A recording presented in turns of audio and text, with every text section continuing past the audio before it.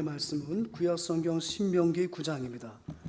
9장 6절부터 21절까지의 말씀인데요. 이 시간에는 우리가 17절부터 21절까지 말씀만 읽고 나머지는 말씀 속에 한번 상고하도록 하겠습니다. 구약성경 276면이 있습니다. 9장 6절부터 21절까지인데 우리 17절부터 21절까지 합독하도록 하겠습니다. 17절부터 같이 읽습니다. 시작. 내가 그 두 돌판을 내 두 손으로 들어 던져 너희 목전에서 깨뜨렸노라.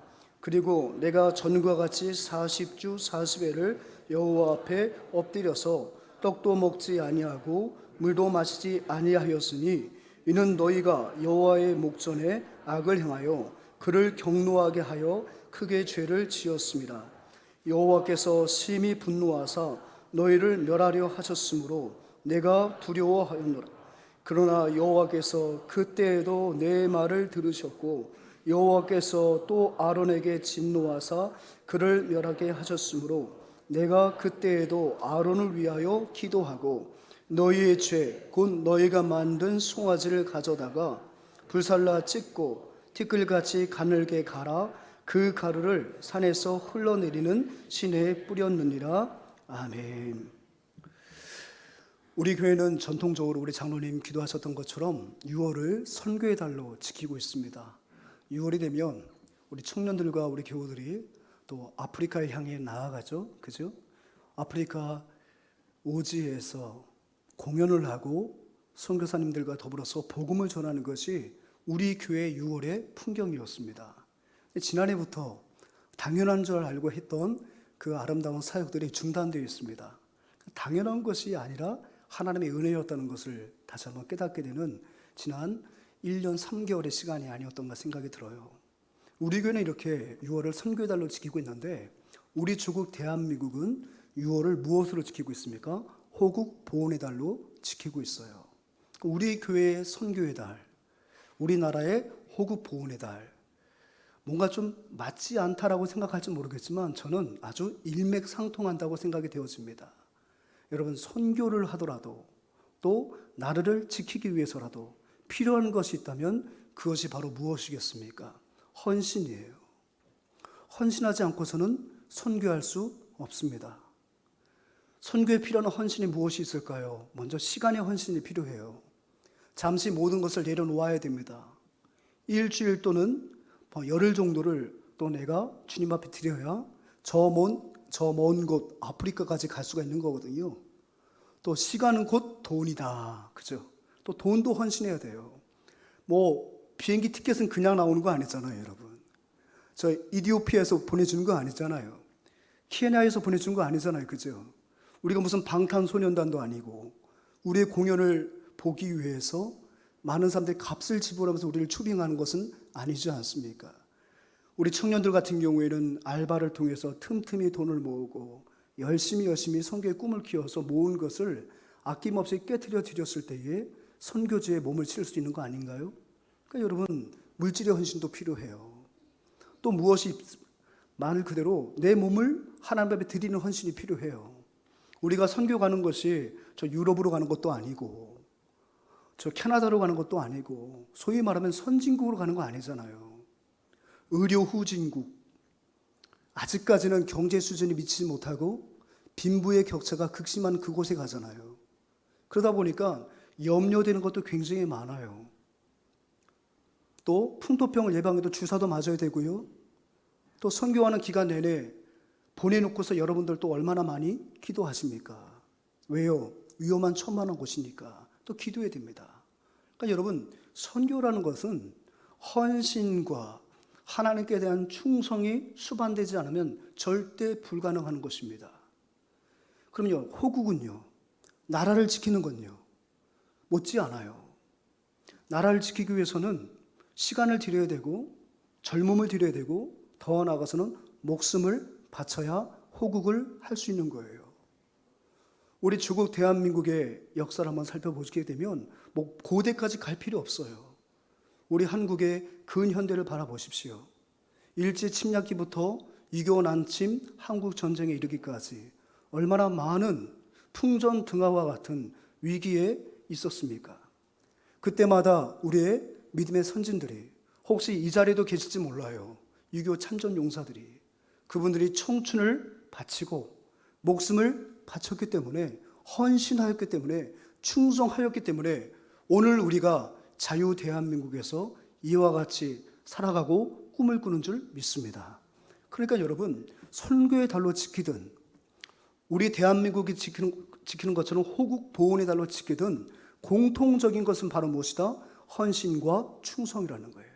그래서 저와 여러분들이 5월 가정의 달을 벗어나서 더 무더운 여름에 들어가기 전에 이 6월 달에 앞으로 4주 동안에 헌신과 충성에 관한 귀한 말씀으로 다시 한번 우리의 마음이 주님 앞에 드린 바 되고, 우리의 인생이 주님께 충성, 우리 조국에 충성하는 복된 그리스도인이 되기를 소망합니다.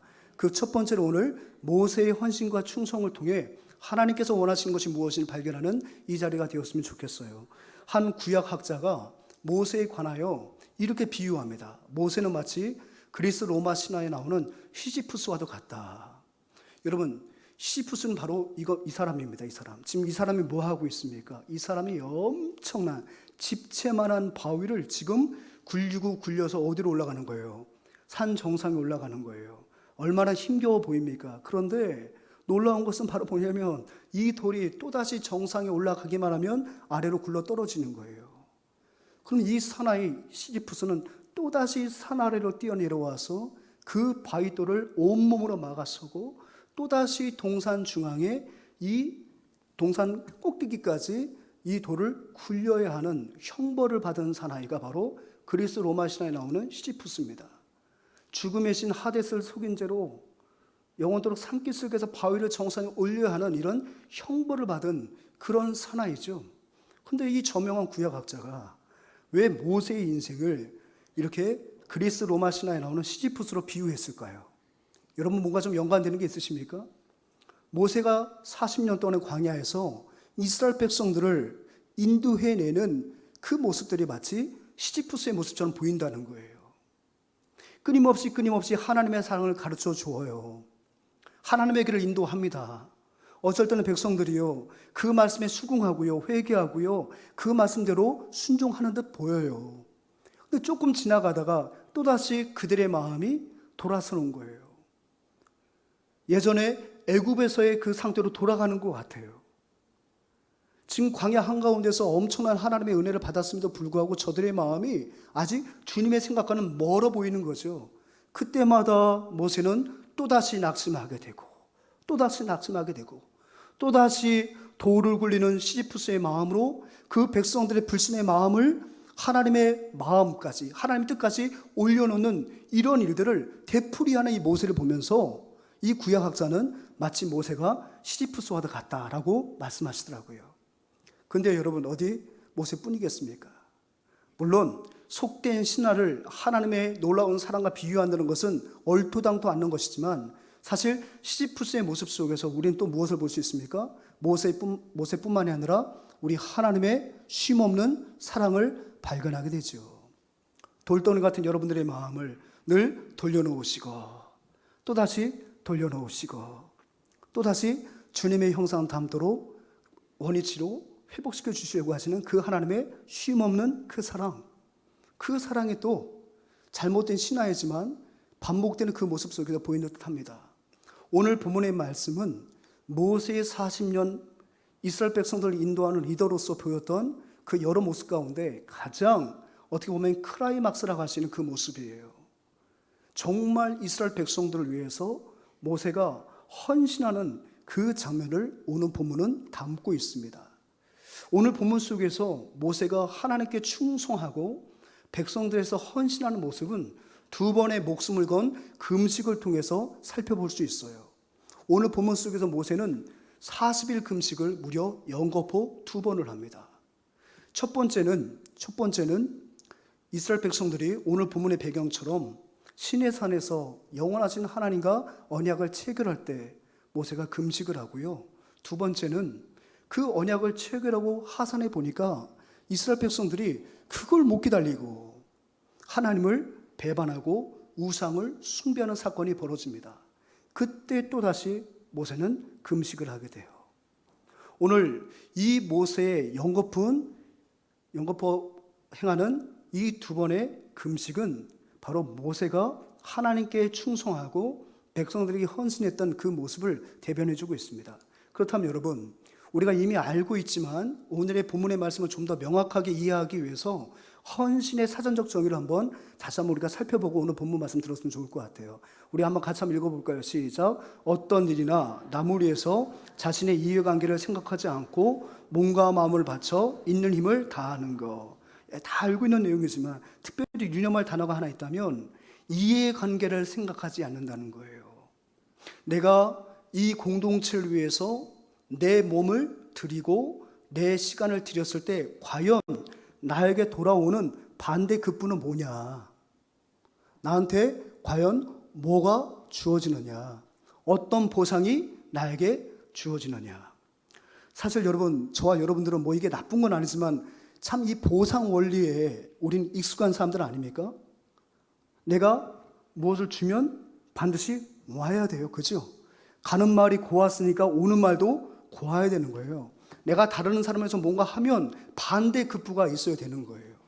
그 옛날 사람들 이런 말도 있더라고요. 옛날에 제가 지난번에 한번 인용해 드렸는데 그 동네에 굶어 죽은 사람이 있었대요. 얼마나 비참해요. 사람이 굶어 죽는다는 거.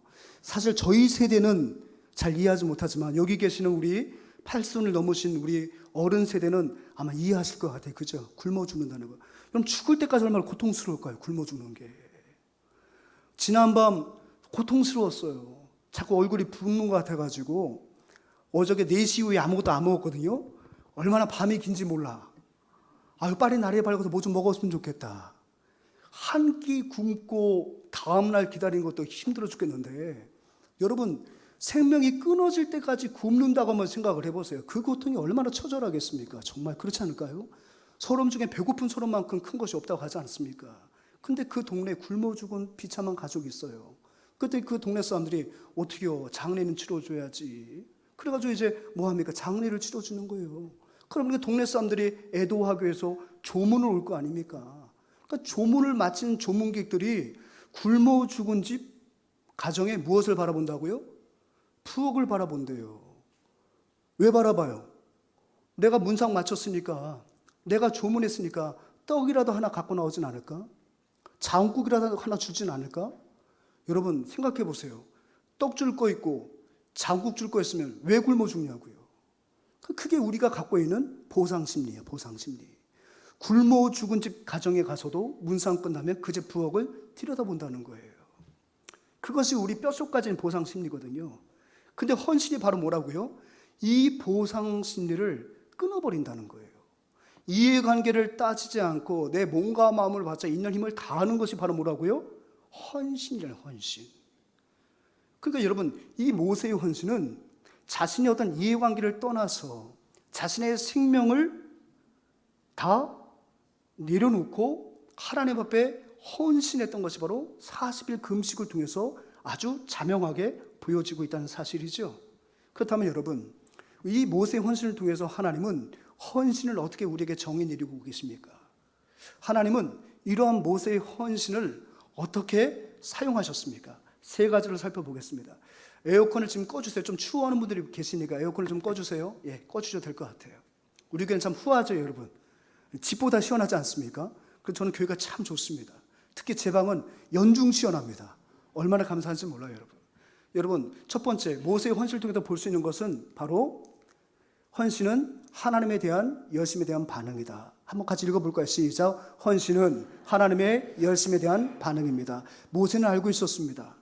자신들이 광야에서 하나님의 놀라운 은혜를 받고 있는 것. 더 나아가서 저 가나안 땅이 빈 땅이 아니잖아요. 그죠? 젖과 꿀이 흐르는 땅. 누가 보아도 탐할 수밖에 없는 그 땅.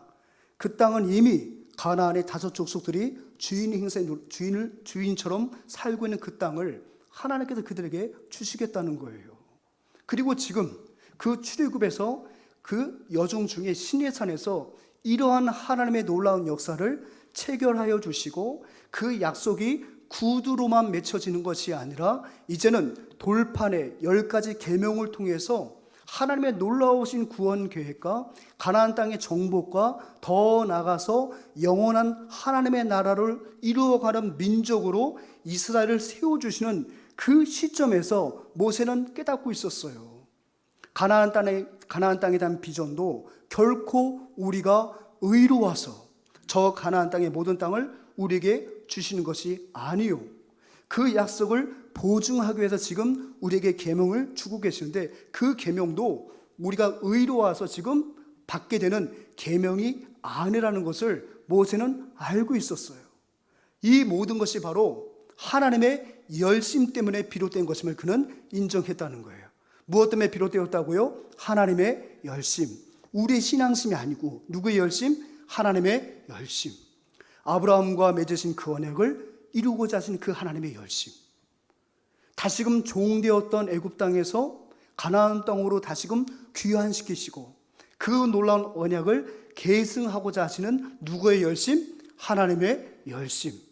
그것을 모세는 알고 있었어요.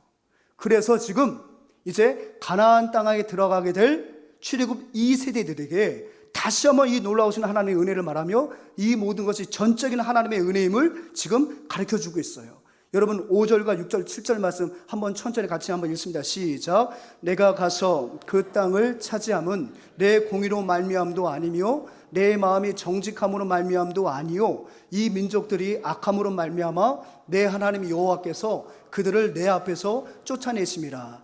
여호와께서 이같이 하심은 내 조상 아브라함과 이삭과 야곱에게 행하신 맹세를 이루려 하심이니라. 그러므로 내가 알 것은 내 하나님 여호와께서 내게 이 아름다운 땅을 기업으로 주신 것이 내 공의로 말미암이 아니니라. 너는 목이 곧은 백성이니라. 너는 광야에서 내 하나님 여호와를 경노하게 하던 일을 잊지 말고 기억하라. 내가 애굽 땅에서 나오는 날부터 이곳에 이르기까지 늘 여호와를 거역하였으되.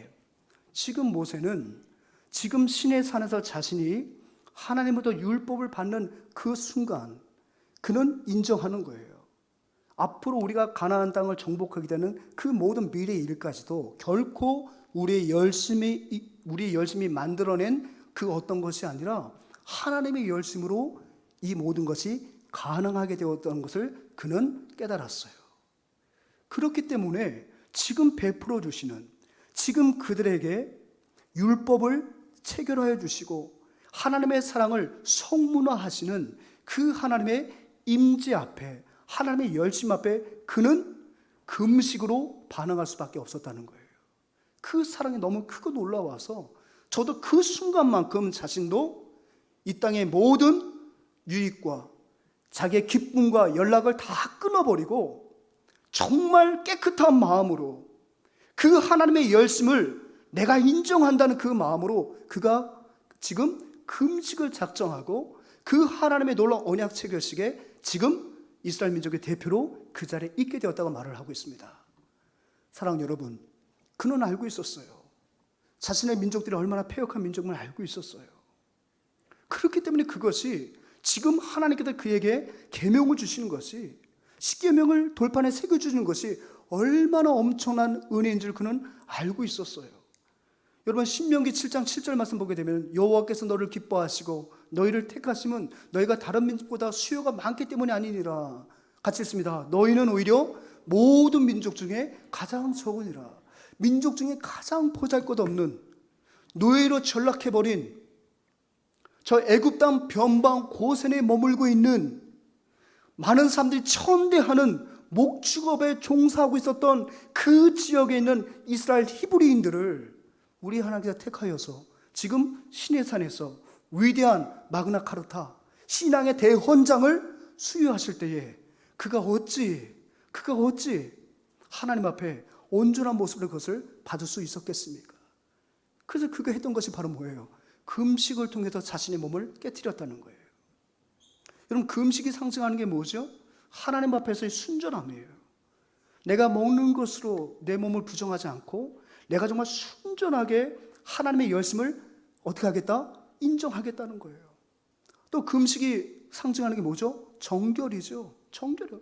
내가 깨끗하게 하나님께서 나를 위해서 행하신 그 열심 가운데 내가 정말 내 육신과 내 마음이 정결하게 그 모든 것을 은혜로 수납하겠다는 의지예요. 또 여러분, 금식이 상징하는 게 뭐예요? 하나님에 대한 전적인 위탁이에요. 제가 참 위탁이라는 단어를 많이 쓰는데요, 여러분, 신앙은요 위탁이에요. 아멘. 하나님께 위탁하는 거예요. 여러분, 40일 동안 금식한다는 거 하나님의 능력이 아니고서는, 하나님의 보살핌이 아니고서는 결코 가능하지 않아요. 여러분, 많은 우리 한국인들이, 특별히 그리스도인들을 존경하는 분당 우리 교회 이찬수 목사님, 그 부친께서도 여러분 훌륭한 목회를 하셨던 분인데요, 지금 아들만큼 큰 목회를 못 하셨던 모양입니다. 참 어렵게 교회를 개척하고 정말 평생 개척교회 목사로서 살아가셨는데, 목회가 너무너무 힘이 들고 또 새로운 목회의 돌파구를 찾기 위해, 하나님의 은혜를 구하기 위해서 그분이 40일 금식을 작정을 하세요. 그리고 여러분, 한 13일 정도로 제가 기억하고 있는데요, 13일 금식을 하다가 강단에서 쓰러지셔서 소천하셨어요. 지금 그 아드님이 지금 저 분당에서 열심히 목회를 아주 잘하고 계세요. 여러분, 13일 동안 금식을 한다는 건요, 목숨을 내어놓는 일이에요. 나의 모든 생사 여탈권을 하나님께 위임하지 않고서는 그것이 가능할 수 없어요. 그러니까 지금 놀라우신 그 하나님의 열심을 그가 받았을 때 너무너무 그것을 어떻게 몸으로 표현할 수가 없는 거예요. 그 하나님의 열심이 너무 크신 거예요.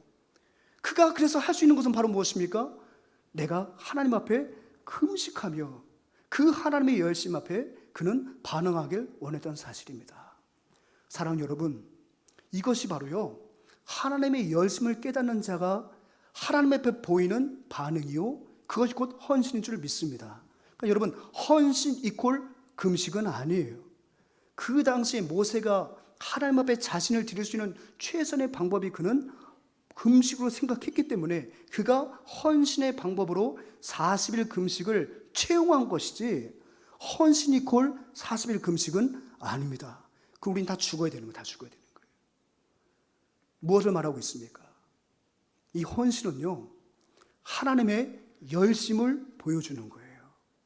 하나님의 열심을 체험한 성도는 반드시 헌신으로 반응을 해야 합니다. 아멘. 그것이 바로 모세가 지금 헌신의 모습을 통해서 우리에게 교훈하는 가장 첫 번째 내용이에요. 헌신은 바로 하나님의 열심, 하나님의 열정을 수혜받은 자들이 하나님 앞에 드려야 하는, 보여야 하는 마땅한 성도의 반응입니다. 사랑하는 여러분, 일상 속에서 하나님의 열심이 느껴지셔요? 여러분, 하나님의 열심이 느껴지십니까? 저는 요즘 교육자들과 매일 아침 우리가 예레미야 큐티를 하고 있거든요. 큐티를 할 때 뼈저리게 느껴요. 그 하나님의 열심을. 정말 이스라엘 백성들이 얼마나 패역합니까? 얼마나 가증합니까? 그럼에도 불구하고 여전히 내 백성 내 소유라 말씀하시면서 하나님의 구원 계획을 예레미야 입술 가운데 담아주시어 탄식하시고 슬퍼하시는, 그럼에도 불구하고 다시금 구원의 자리를 예비하여 주시는 그 하나님의 열정과 열심이 매일 아침마다 느껴집니다. 느껴집니다. 그래서 지난주 이런 고백을 했습니다. 하나님의 열정과 열심을 우리 인생 가운데 누린 적이 있느냐? 모두가 고백하는 거예요. 저도 고백했습니다. 내가 지금 여기 있는 것이 진짜 하나님의 열심이다. 철없을 때 신학의 길을 들어섰거든요. 신학대학 다닐 때는요, 신학생보다는 대학생이고 싶었어요. 참 하나님 앞에 연약하기 그지없었는데 하나님이 저를 포기하지 않으시고 하나님의 열심으로 이 복된 교회 담임 목사로 인도해 주셨다는 거, 이것은 저의 열심이 아니에요. 하나님의 열심입니다. 하나님의 열심. 하나님의 열심입니다. 그것이 느껴지는 거예요.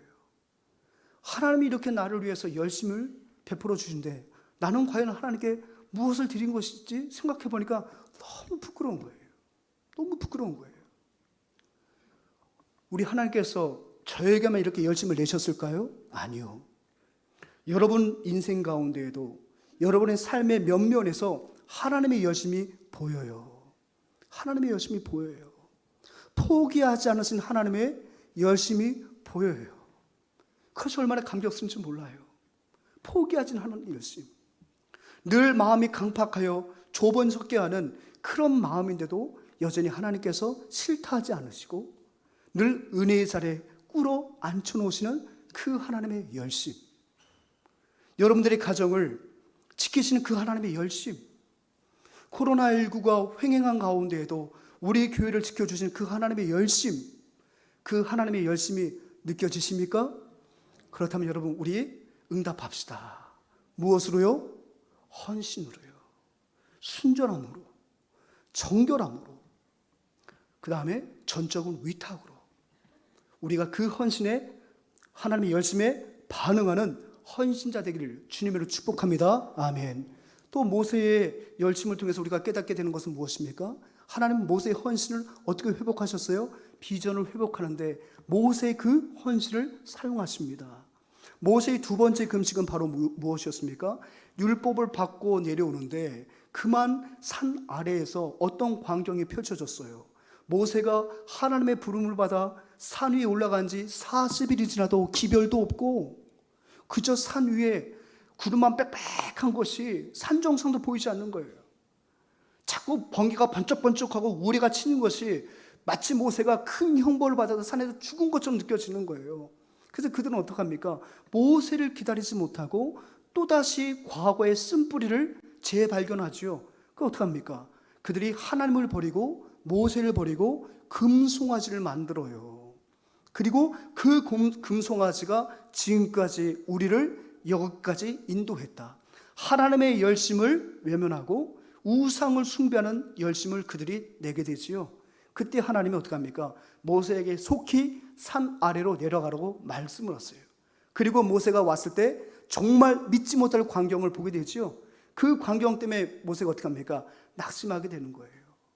하나님은 이제 곧 진노하셔서 이스라엘 백성들에게 허락하신 비전을 철회하실 것처럼 보였습니다.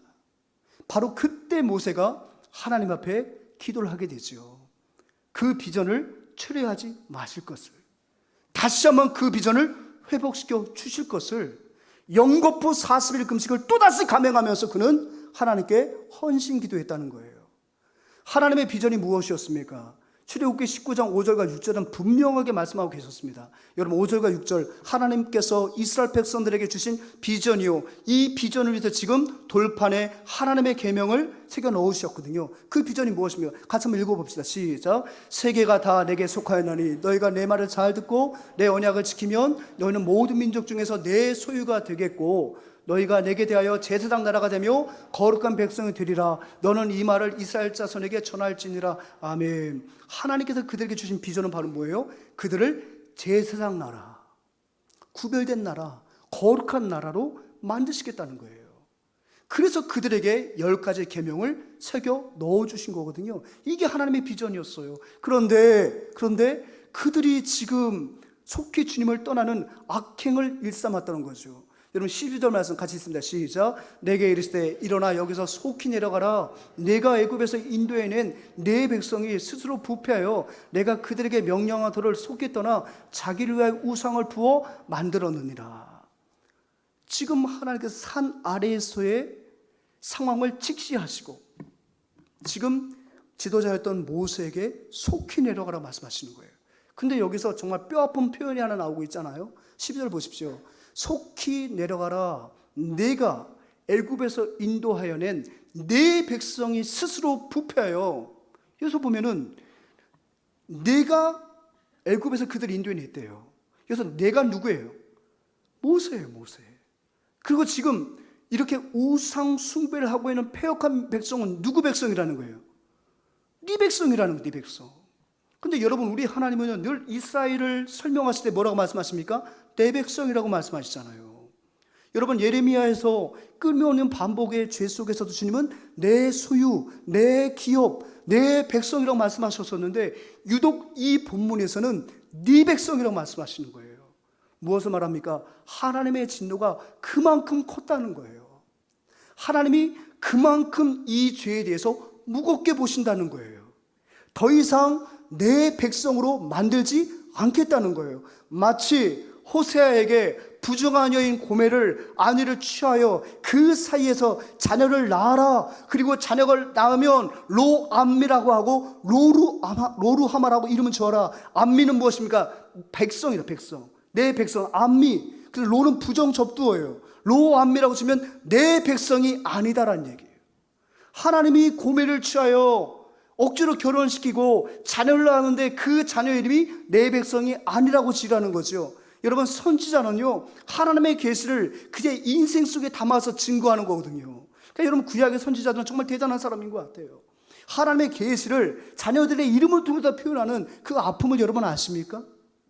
똑같은 거예요. 지금 하나님의 그 놀라운 언약을 체결하는 그 영광스러운 광경을 기다리지 못하고 또다시 애굽 땅으로 시간을 되돌려서 또다시 가증한 것을 우상으로 숭배하는 백성들을 볼 때 하나님은 너무너무 진노하신 거예요. 그래서 이제는 다시는 내 백성이 아니라는 겁니다. 지금 무엇입니까? 제사장의 나라로 만드시겠다는 원대한 하나님의 비전을 이제 하나님 스스로가 포기하시겠다는 거예요. 모세가 그 이야기를 들었을 때 어찌 자신을 던지지 않을 수 있었겠습니까? 그래서 18절에서 이렇게 고백하고 있습니다. 18절 같이 들으시죠. 시작. 그리고 내가 전과 같이 40주 40야를 여호와 앞에 엎드렸어. 떡도 먹지 아니하고 물도 마시지 아니하였으니 이는 너희가 여호와의 목전에 악을 행하여 그를 경노하게 하여 크게 죄를 지었습니다. 이 사실을 말하는 가운데 모세가 기억하는 게 뭡니까? 그 하나님의 진노를 그가 알게 되었을 때 그는 바로 또다시 40주 40야를 금식하게 됐다는 거예요. 여러분, 80일을 금식할 수 있겠어요? 물론 앞에 금식 이후에 얼마간의 텀이 있었는지 성경 말하고 있지는 않아요. 하지만 그리 긴 기간은 결코 아니에요. 일주일도 아마 안 지났을 거예요. 바로 이런 일들이 벌어졌으니까요. 그러면 여러분, 40일을 금식했는데 또다시 민족들의 폐역한 죄 앞에서 하나님의 비전이 이제는 뭉개지고 깨트려지고 파산되는 그 위기 앞에서 그가 할 수 있는 것은 또다시 자신을 깨트리는 것이었다는 거예요. 결론적으로 말한다면 결국엔 여러분 25절부터 29절까지의 말씀은 무엇입니까? 그가 금식하며 하나님의 긍휼과 또 다른 하나님의 열심을 구하는 기도의 내용들이에요. 결국 그것을 통해서 우리 하나님 어떻게 하셨습니까? 다시 진노를 거두시고 모세를 또다시 신의 산에 올려서 그가 깨트려버린 십계명을 다시금 회복시켜 주시죠. 모세의 두 번째 헌신은 바로 하나님의 비전을 회복시키는 헌신이었다는 거예요. 사랑하는 여러분, 공동체 가운데 주신 그 비전이 하나님 뜻 안에서 아름답게 달성되기 위해서는 헌신이 필요해요. 사랑하는 여러분, 뒤에 배경 좀 시원해 보이세요? 이제 여름이라 좀 바꿔봤어요. 괜찮으세요, 여러분? 예, 괜찮으시면 고개 끄덕 한번 해보세요. 마음에 드시죠? 고민 많이 했어요. 괜찮죠? 시원해 보이죠? 그죠? 예.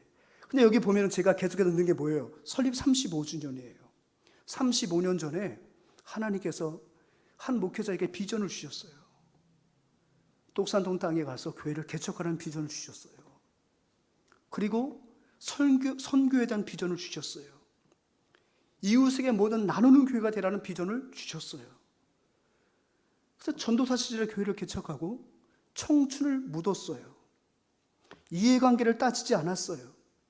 하나님이 교회 가운데 주신 그 비전을 이루기 위해서 자신의 젊음을 깨트렸어요. 목숨까지 내놓는 헌신을 하였어요. 그래서 지금 우리 교회가 35년 동안에 주님의 비전을 충실하게 이루는 비전 공동체가 된 줄 믿습니다.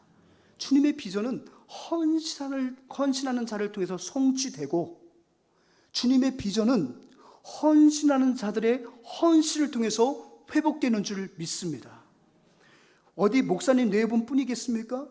함께 사역하셨던 여기 장로님 30년 총각 시절에 우리 교회 와가지고 어엿한 60년 자꾸 왜 장로님 눈을 피하세요? 지금 장로님 얘기하는데 총각 시절에 여기 와서 어느덧 30년을 섬기다 보니 60이 넘은 이제 중년이 되고 말았어요. 인생 드린 거예요. 그 비전 위해서 헌신한 거예요.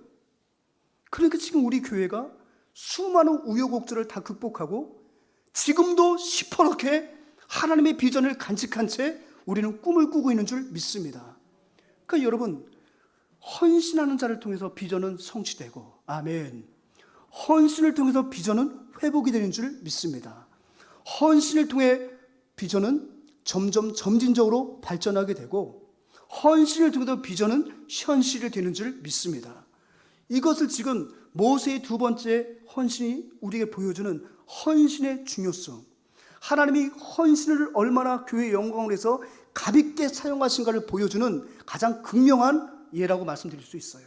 사랑하는 여러분, 우리 교회가 더욱더 주님의 그 시퍼런 그 비전을 이루어드리는 교회로서 상승하길 원하십니까? 그 다음 여러분, 헌신하십시오. 헌신하십시오. 이해관계를 따지지 마세요. 교회 일이라면, 하나님의 일이라면 여러분들이 이해 득실을 따지지 말고 하나님의 그 감격스러운 열심에 반응하십시오.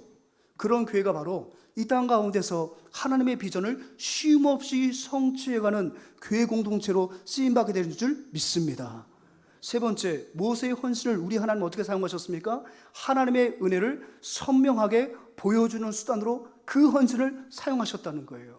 20절 말씀 같이 한번 읽습니다. 시작. 여호와께서 또 아론에게 진노하사 그를 멸하려 하셨으므로 내가 그때에도 아론을 위하여 기도하고. 출애굽기 32장이 이 사건을 다루고 있는 병행 구절이라고 말할 수 있어요. 32장은 이 신명기 9장의 사건과 동일한 사건을 다루고 있는데, 출애굽기 32장에서는 이 대목이 없어요. 어떤 대목이 없다고요? 모세가 백성들 위해서 목숨 걸고 금식하며 헌신하며 기도한 내용은 있는데 그 가운데 특정인을 위해서 기도했던 내용은 없어요. 특정인이 바로 누구예요? 아론이에요. 아론은 어떻게 보면 이스라엘 백성들의 폐역을 주도했던 주동자였어요. 선동자였어요. 그는 먼저 죽어 마땅한 사람이었어요. 그런데 모세가 아론을 위하여 기도합니다. 왜 기도했을까요? 그는 시내산에서 모든 제사의 방법을 배우는 가운데 특별히 하나님이 이스라엘 백성과 정기적으로 만나 주시기 위해서 길을 만들어 놓으신 제사법을 그는 배웠어요. 그 제사법 가운데 하나님은 아론을 대제사장으로 세우실 것을 말씀하셨어요. 근데 여기서 만일 아론이 죽임을 당하게 된다면 하나님께서 피의 제사로 열어놓으신, 하나님을 경배하고 하나님 앞에 참회하고 하나님 앞에 소통할 수밖에 없는 그 예배의 창구가 막힌다고 생각을 했어요. 그래서 어떻게 했습니까? 아론을 위하여 그는 특별히 기도했습니다. 그랬더니 하나님은 어떻게 하셨어요? 그 주동자였던 아론을 살려주신 거예요. 그러니까 여러분, 이 아론을 살려주신 사건은 두 가지 상징적 의미가 있어요. 아무리 제사장이라 할지라도 하나님의 은혜가 없이는 살 수 없다는 것을 첫 번째 보여주는 거예요. 아무리 목회자라 할지라도 죄가 죄로부터 격리된 사람은 아니잖아요. 제가 담임 목사가 됐다고 해서 죄로부터 완전히 격리된 무균실에서 사는 사람 아니잖아요, 여러분. 제가 지금 무균실에서 사는 사람처럼 보입니까? 그렇다고 뭐 제가 세균 덩어리를 보이는 건 아니죠. 저도 똑같은 시험에 들고 살고 있어요. 저도 하나님의 은혜가 없이는 살 수 없는 사람이에요. 아무리 아론이라 할지라도 하나님의 은혜가 없이는 살 수 없다는 것을 아론을 살려주심을 통해서 보여주셨고, 그 은혜를 보여주셨고, 또 다른 것은 뭡니까? 아론을 통하여 하나님은 이스라엘 백성들이 정기적으로 하나님을 아련할 수 있는 제사의 길을 열어놓으셨는데, 아론의 범죄로 말미암아 그 제사, 하나님을 예배할 수 있는 그 특권을 하나님께서 어떻게 하셨다는 거예요? 버리지 않으셨다는 거예요. 아론을 회복시켜 주심으로 영구히 우리와 만나주시는 그 은혜의 통로를 우리 주님께서 어떻게 하셨다? 지켜주셨다. 따라서 헌신이라는 것은 바로 무엇입니까? 이러한 하나님의 은혜를 보여주는 거예요. 헌신은요, 하나님의 은혜를 가지화하는 거예요. 여러분, 하나님의 은혜가 추상적인 것처럼 보입니까? 아니요. 하나님의 의는 뭐다? 보이는 거다. 제가 예전에 역대하 2장을 설명하면서 솔로몬이 1000번제를 드리고 난 다음에 너는 내게 구하라, 내가 너에게 무엇을 줄 거라고 여호와 하나님께서 솔로몬에게 이야기하였을 때 솔로몬이 마음의 소원을 즉답하지 않고 무엇을 얘기했습니까? 내 아버지 다윗이 성실과 공의와 정직한 마음으로 여호와 앞에서 주와 함께 주 앞에서 섬겼던 것을 저는 기억합니다라고 고백하지 않습니까? 생뚱맞게 지금 아버지를 반추하고 있더라고요. 근데 놀라운 것은 바로 뭐예요? 그 아들 다윗이 하나님이 솔로몬에게 주셨던 그 은혜를 보았다고 말하고 있는 거예요. 사랑하는 여러분, 은혜는 보이는 거예요. 은혜는 보이는 거예요. 아멘. 은혜는 보이는 거예요. 무엇을 통해서요? 헌신하면 하나님의 은혜가 가시적으로 임한다는 거예요. 모세가 헌신했더니 하나님의 아론의 생명을 어떻게 하십니까? 유지시켜 주시는 거예요. 그리고 오늘 마지막 절에 살폈던 것처럼 그 모든 우상들을 빻아서 다 버리게 만드시고 다시금 그들을 살려주시는 거예요. 다시금 그들을 아련해 주시는 그 통로를 확보해 주신 거예요. 사랑하는 여러분, 헌신을 통해서 우리는 하나님의 은혜를 보게 될 줄 믿습니다. 사랑하는 여러분, 여러분 가정에서 마찬가지예요. 여러분 자녀들에게 신앙을 세대 계승하기 위해서 여러분들이 날마다 동분서주하시며 얼마나 기도하고 계십니까? 믿지 않는 여러분들의 가족들에게 하나님의 살아계심을 보여주기 위해서 하나님만이 우리에게 영원한 생명을 주시는 유일하신 구원자라는 것을 여러분들이 복음 전하기 위해서 얼마나 노력들을 많이 하고 계시냐고요. 그때 여러분 이런 마음의 소원이 없습니까? 정말 우리 장인어른에게 하나님의 살아계심을 좀 보여주셨으면 좋겠습니다. 하나님의 좀 능력을 보여주셨으면 좋겠습니다. 여러분 그런 마음의 기도 제목이 없나요? 저는 그런 기도 제목이 여전해요. 아직 믿지 않는 동서들이 있으니까요. 하나님의 은혜를 보여주는 거예요. 그래서 제 삶은 뭐냐면 늘 우리 동서들에게 하나님의 은혜를 제가 가시로 보여주는 기도를 해요. 우리 가정이 행복한 것, 우리 가정 속에 늘 소망이 넘치는 것, 그걸 보여주기 위해서 굉장히 노력을 많이 합니다. 마찬가지예요, 여러분. 여러분들이 정말 여러분 세대에게, 여러분 다음 세대에게, 여러분 자녀에게 하나님의 은혜를 보여주기를 원하신다면 여러분 자신이 하나님 앞에 헌신의 제물이 되기를 바랍니다. 그러면 여러분들의 자녀들이 여러분의 헌신을 통하여 하나님의 역사를 보게 될 줄 믿습니다. 하나님의 은혜를 누리게 될 줄 믿습니다. 이거 참 중요한 거 아닙니까? 구약시대에 보면 사르밧 지역에 한 가난한 여인이 살고 있었어요. 남편도 없어요. 오직 믿을 것은 아들 하나밖에 없어요. 그런데 그 땅에 3년 6개월 동안에 가뭄이 창궐한 거예요. 농작물들은 연신 흉년으로 이제 거둘 곳이 없는 거예요. 그의 가정도 너무너무 핍절한 가정이어서 이제 남은 양식은 가루 한 움큼과 기름 조금밖에 없어요. 이제 한 번 이 기름을 사용해서 떡을 만들어 먹고 나면은 이제는 죽음이 기다리고 있는 절박한 상황이었어요. 견디다가 결정적일 때 아들하고 이 떡 하나 만들어 먹고 이제 죽을 요량으로 살고 있었던 그 가난한 집 여인이, 그 가정이 하나님 누굴 보내셨냐면 엘리야를 정치적으로 망명을 시키셨어요. 그러더니 이 엘리야가 거기 가더니 먹을 걸 달래. 이 눈치 없는 사역자. 여러분 제가 많이 먹는 것 같아서 혹시 신방을 꺼려 하십니까? 형편 봐가면서 먹어요. 걱정하지 마세요. 없는 것 같으면 안 먹고 나오고 있는 것 같으면 먹고 나와요. 걱정하지 마세요. 근데 엘리야는 이런 눈치가 없었던 모양이야. 달래는 거예요. 그때는 어떻게 합니까? 이 여인이 주의 선지자인 줄 알고 어떻게 합니까? 그걸 선지자에게 주는 거예요. 아들이 볼 때 기가 막힌 일 아니겠어요? 절망이 보이지 않아요? 죽음의 그림자가 어른거리지 않았겠습니까? 놀라운 것은 바로 뭔지 아십니까? 어머니의 그 헌신이 그 땅에 가뭄이 그칠 때까지 아들의 눈에 무엇을 보게 만들었어요? 하나님이 채우시는 가루통을 보게 만들었어요. 아멘. 하나님이 채우시는 기름병을 보도록 만들었다는 거예요. 엄마의 헌신이 자녀에게 채워주시는 하나님의 은혜를 보여주었단 말이에요. 여러분들이 가정을 위해서 여러분의 몸을 깨트리고 시간을 깨트리고 간절한 마음으로 부르짖는 그 기도가 여러분 자녀의 목전에 영원히 지워지지 않는 하나님의 은혜를 그려낼 수 있다는 거예요. 하나님의 은혜를 보여줄 수 있다는 거예요. 믿습니까? 이게 바로 헌신이에요.